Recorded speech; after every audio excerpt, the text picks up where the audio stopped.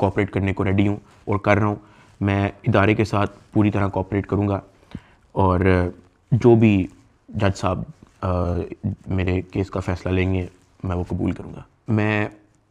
मेरा और मेरी फैमिली का जो 3.5 माह का एक्सपीरियंस है सिर्फ वो बताने आया हूँ। 16 अगस्त 2025 को जब मैं सो के उठता हूँ तो मैं बड़ा एक्साइटेड होता हूँ क्योंकि हमने अपने दोस्त वगैरह मेहमान बुलाए होते हैं, हमने अपने घर में दावत रखी होती है, मेरे सब दोस्त आते हैं, बड़ा इंजॉय करते हैं, हम खाना शाना खाते हैं, गपशप लगाते हैं, मेहमान चले जाते हैं। उसके बाद मैं और रूब पैकिंग में लग जाते हैं क्योंकि हमें मलेशियन गवर्नमेंट का एक इवेंट है, उधर से इन्वाइट आया होता है कि डकी भाई आप आएँ, हमारे लिए कुछ वीडियोस वगैरह बनाए। पूरे पाकिस्तान से उन्होंने एक मेल और एक फ़ीमेल को चुना है, जिसके अंदर मेल में उन्होंने मुझे चुना है। बाकी कंट्रीज़ से भी उन्होंने एक मेल एक फ़ीमेल इनवाइट किए हुए थे और मैं बड़ा एक्साइटेड था कि पूरे पाकिस्तान के अंदर से उन्होंने एक बंदा चूज़ करना है और उन्होंने मुझे चुना। मैं बड़ा ऑनर फील कर रहा। हमने बड़ी जल्दबाजी में पैकिंग की क्योंकि मेहमान आए होते हैं, हमें टाइम नहीं मिलता और मुझे नहीं पता था कि जब हम पैकिंग करके अपने घर से निकलेंगे तो मेरी ज़िंदगी का सबसे मुश्किल वक्त शुरू हो जाएगा। मेरे वहमो गुमान में भी नहीं था कि मेरे साथ क्या होने जा रहा है। हम जब पैकिंग करके सामान गाड़ी में रखते हैं, गाड़ी हमारी एयरपोर्ट की तरफ चल पड़ती है। एयरपोर्ट पहुंचते हैं, हम सामान अपना अनलोड करते हैं। रात के 9 बजे के करीब हमारी फ़्लाइट होती है। हम काउंटर पे जाते हैं और हमें अपना बोर्डिंग पास मिल जाता है। उसके बाद जहाँ पे इमिग्रेशन होनी होती है, जहाँ पे आपके पासपोर्ट पे एग्जिट स्टैंप लगती है, हम जब वहाँ पे पहुँचते हैं तो वो मेरे से पूछते हैं कि आप पे कोई FIR तो नहीं है। मैंने कहा नहीं। कहता आपका साइबर क्राइम में कोई इशू है क्या?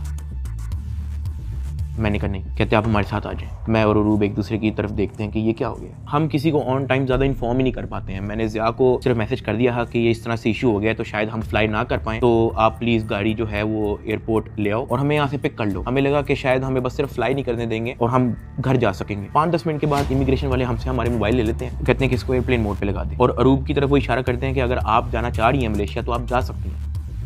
अरूब ने कहा नहीं, अगर साथ मेरे साथ जा रहा है तो मैं चले जाती हूँ, वरना मैं इधर ही ठीक हूँ। शायद ये मेरी गलती ही, मुझे उसको जाने देना चाहिए था क्योंकि उसके बाद जिस चीज़ से मेरी फैमिली ने गो थ्रू किया है, मैंने यही रिग्रेट किया कि मुझे अरूब को मलेशिया भेज देना चाहिए था। इमिग्रेशन वाले हमें एक रूम में बैठा देते हैं। मैं और अरूब बस आपस में गपशप लगा रहे होते हैं कि कोई नहीं कल चले जाएंगे, कोई नहीं दोबारा टिकट करा के परसों चले जाएंगे, इवेंट भी 2 दिन के बाद है, कल चले जाएंगे। हम आपस में यही डिस्कस कर रहे थे। बिल्कुल मेरे अंदर इतना सा भी वहम गुमान नहीं था कि असल में इशू क्या है। 1 घंटे के बाद इमिग्रेशन वाले आते हैं, वो कहते हैं कि आ जाए हमारे साथ। एयरपोर्ट के बाहर NCCI की टीम आई होती है, मुझे वो हथकड़ी लगाते हैं, मेरी गाड़ी में बैठा देते हैं। अरूब कहती है कि मैंने भी साथ आना है। मैंने इसको कहा नहीं, तुम घर चली जाओ, मुझे नहीं पता क्या सीन है, मैं हैंडल कर लूँगा। वो गाड़ी भी चल पड़ी थी, गाड़ी सीधा चलेगी NCCI ऑफिस गुलबर्ग। इस वक्त यूट्यूबर डकी भाई की गिरफ्तारी का हर तरफ चर्चा है। डकी भाई को लाहौर एयरपोर्ट पर उस वक्त गिरफ्तार किया गया जब अब इन्होंने मुल्क जा रहा था। NCCI लाहौर ने मारूफ यूट्यूबर सादुर रहमान उर्फ डकी भाई के खिलाफ